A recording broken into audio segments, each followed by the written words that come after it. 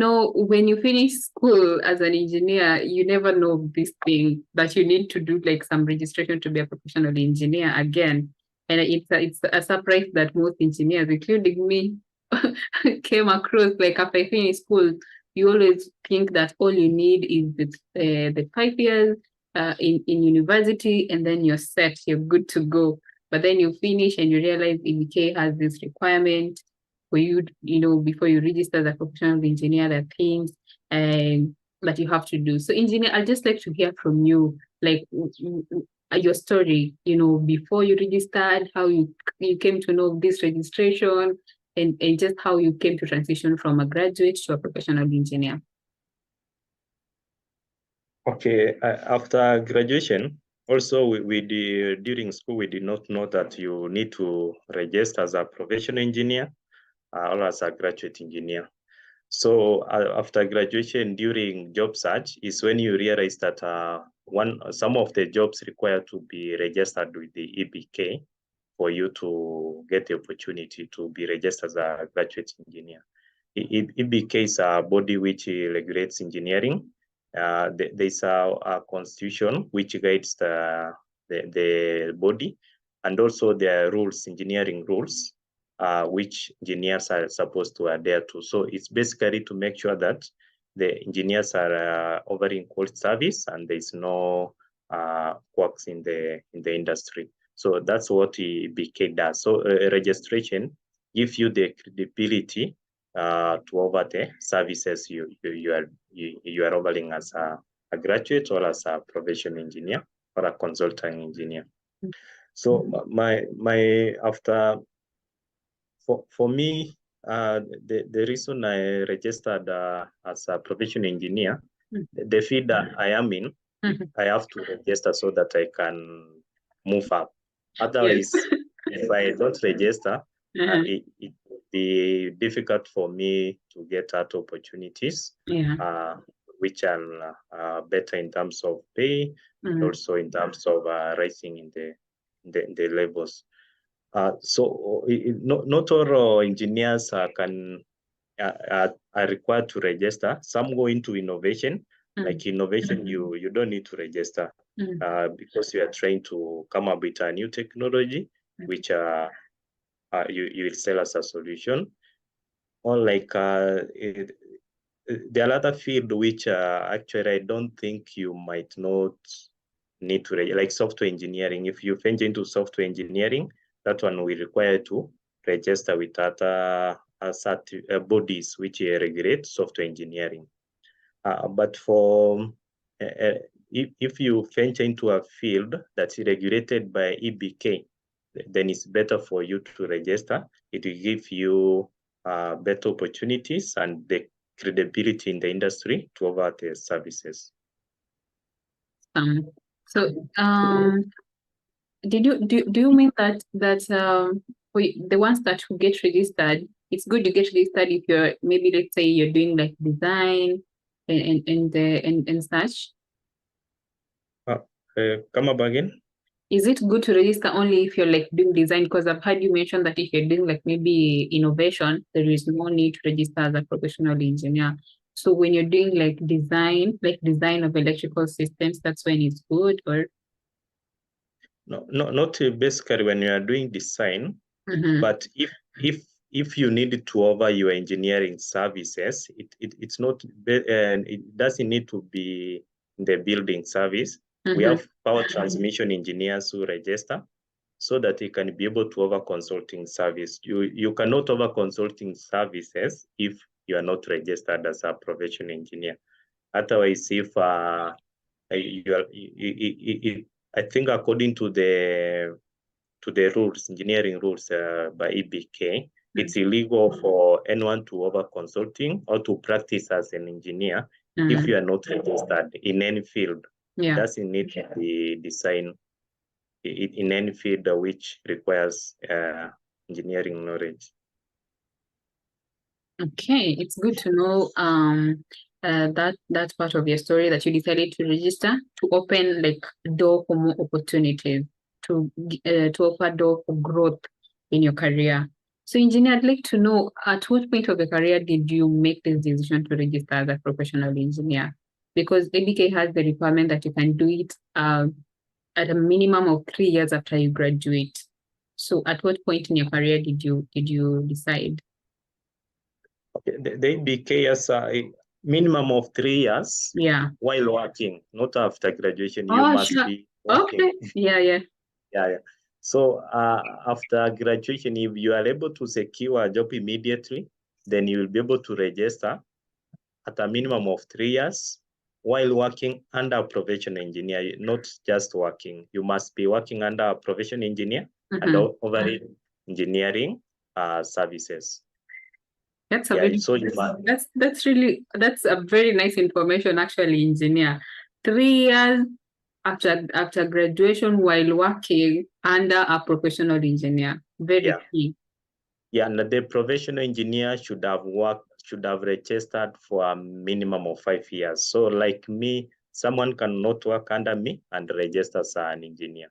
It must be someone who has worked as a professional engineer for 5 years after registration.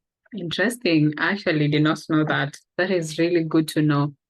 A professional engineer with 5 years experience. So, engineer, this is now that you mentioned about the professional engineer involvement. This is usually a very big issue for graduates, especially when you find that where you're working, there is no professional engineer. You need to register. So, and this engineer is supposed to be involved for 3 years. So where am I going to get a professional engineer? Do I involve someone from another company, or what do I do? Is there an exception for such a case? Yeah, actually, the engineering, IK, Institute of Engineering of Kenya, came up with a program which mentorship of graduate engineers. So the professional engineer is not a must that is working the same company you are working with. You can get a professional engineer within another company as long as it's the same field. You cannot get, if you are working in a telecommunication field, you cannot get a building service engineer. No, you have to get a telecommunication professional engineer. So it has to be the same field, but it can be different companies. Okay. So another question, engineer, is of course you already know that you need a minimum of 3 years working under professional engineer. But I don't think it's just a matter of years of passing years. Are there like specific skills that an electrical engineer should focus on obtaining before they move on with their registration? Yeah, for you, the 3 years we're talking about, it must be you are working in coming up with a specific solution. Like, for example, if you are doing maintenance, then you will not be able to register. EBK doesn't consider maintenance as a way of offering a solution. It must be in a field you are practicing the engineering principles. That's how you design, then you deploy the solution, you test. Yeah. So it has to be in a field where you come up with a solution solving a specific problem. Okay. Yeah. That's interesting to know. And when it comes to the projects, of course, like when you get to that level of registration, you have like two parts of reports you need to present. So the second part, you're supposed to present a project. So what kind of project can an electrical engineer present? Because sometimes you're involved in a project and then 3 years elapsed and it hasn't ended yet. The project is still ongoing, and maybe you need to use it, or maybe you joined the company when the project was already, it had already started, and you find it halfway there, and you need to use this for your registration. Is that acceptable? Yeah, the project you should use is the one you are engaged from the design under the direction of the professional engineers we said earlier. So you cannot take a project which is designed by a different individual, then you say you did the project management and use it to register. No, it has to be the project you have taken from initiation stage to the completion. It doesn't need to be completed. It can be ongoing, but it must be the one you are taken from initiation. You are the one handling the design, then and also the project, the management of the project under the supervision of the professional engineer. Okay. So engineer, when you started to register yourself, I really think that registration needed to be very intentional, because if it's something that requires you to have worked for 3 years as a professional engineer, then you can't wait after 3 years to start thinking of all these requirements, because it might take you much longer. So I want to know, like, from the point where you decided to like start, writing your reports and everything, how long did that take you? Does it take a very long time? Because after these 3 years or whatever number of years it takes someone, when they decide to start pursuing this registration, how long are we looking at? How long can it take to get even like until the approval from the panel and everything? Okay, I will give my case as a scenario, but before you make a decision you want to register, I think it's good you be confident with yourself on the field you are working. You are sure that now I can be able to design this a project from initiation to completion. So once you feel that you are capable of doing the design, then I think that's when we can say you are ready to start the process of registration. You realize that what we do in college, yes, is different a bit from what you might encounter in the field. So you cannot say that you are well in what you did in school, so you know the designs. No. Actually, you might you know the knowledge, but now the practical skills you will need them, and you will need them to learn them from professional engineers in the field. You realize that some things are very different. That's why it's key to make sure that once you feel you are able to do the designs, then you are ready. So for my case, I started my process. That's 2021 October. I started 2021 October. Yeah. I started by attending the conference. There is this EBK conference where they tell you on what you are supposed to do, on how you are supposed to write your reports, on how you are supposed to submit the reports, and the process itself to registration. So that's the first thing you have to do. You have to go for the conference. Then after that one, now you start writing your reports. The conference, for our case, it was free, but I think nowadays they have started charging 15,000. Yes. So you have to get 15K, attend the conference, then they will guide you on the process of registration. So after the conference, then I started writing my reports. There's the professional report and the project report. The professional report is basically like a CV. It details what you have been doing since graduation and then what you did in campus. So you detail, there's a format EBK has given, the format keep on changing. That's why it's important to attend the conference so that you can get the new formats for the reports. Then once you start, the easiest way is to start with the professional report, since it's like a CV. You work together with your professional engineer. Is the one who oversees you, the exercise of you writing the reports. He does some corrections, the one who signs and approves the report. So once you are done with your professional report, then you have to do your project report. Now the project report, I'm not sure, do civil engineer, do you do the final year project? In school? Yeah. Yes, in school you do. Yeah, it's basically the same case. The final year project, it's almost the same case, but now it's a practical solution, something you have done. So you detail from the problem statements, the objectives, then you come to the background of the problem, Then you give the literature, some literature review. You give the case scenario. That's what's on the ground. Then you detail your design, the design processes. Then you finally come up with the solution. Then you give the financial analysis, the financial benefit analysis of the project. Then you finalize with now, or since it's something which has been implemented, you have to give BQs and also the test results of your project if your project entails some results. Yeah, so that's how you detail. So I started writing the reports from September, and I completed my reports around April. So it takes time since it's back and forth between you and the probation engineer. Yeah, so after completing April, that's when I submitted April 2022.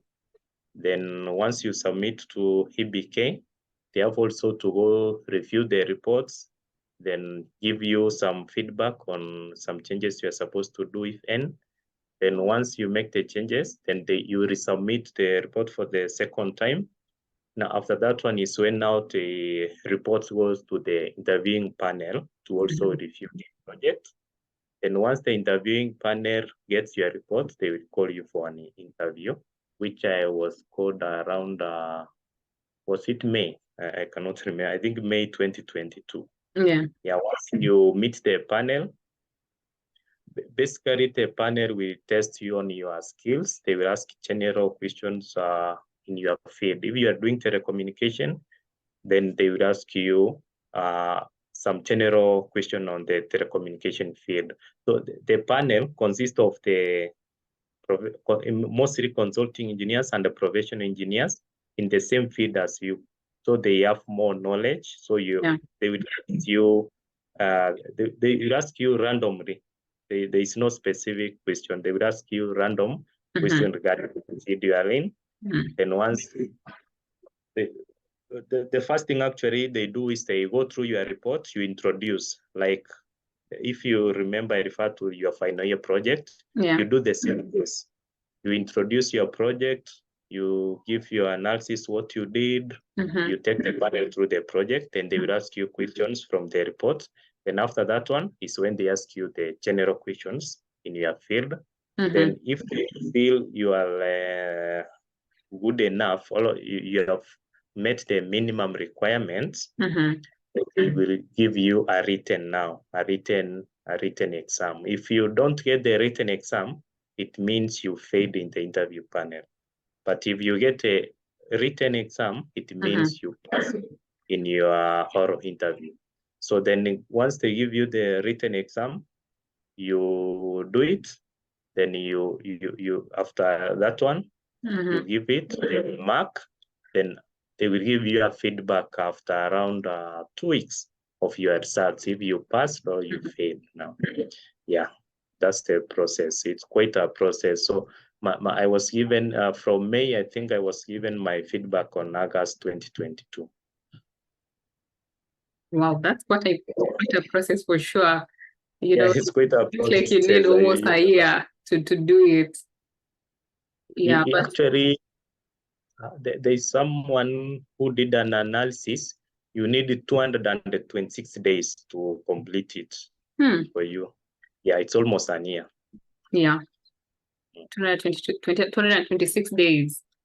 Yeah, for you to, if you commit, that's one if you commit. People take up to 2 years. Yeah, if you don't, you need to be very intentional. Yeah, you have to be intentional. Before you go through your supervisor, now the probation engineer, there's back and forth. If you are not intentional or committed, it's easy to give up. Some people give up because they find they being stressful to back and forth between the supervisor.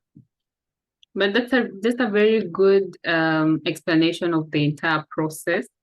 And now that you know that, the people who are listening, just be very intentional with this. When you get to a point where you decide you want growth in your career, be very intentional. You've had the process, the procedure. You need commitment. You need to be very intentional. and you need roughly a year to complete that process. Thank you so much, engineer. That has been like so much information for the electrical engineering graduates. I believe that people really do perish for lack of knowledge. Lack of small knowledge. These things look like they're very small, but they can end up affecting your career like so much, because you get to a point, say you finish 3 years. Yes, you need 3 years. You finish 3 years, you get to 3 years, you find out you needed to be working under a professional engineer. Then you can't register. You need to start, looking for a professional engineer and doing 3 more years. So I really think knowledge is very important for graduates, especially for those who cannot get it. We're here to really thank engineer for taking his time to take us through, from the careers we can get into, the jobs where you can be able to do for the jobs. And when you get to decide to register yourself as a professional engineer, the process and how long it's going to take.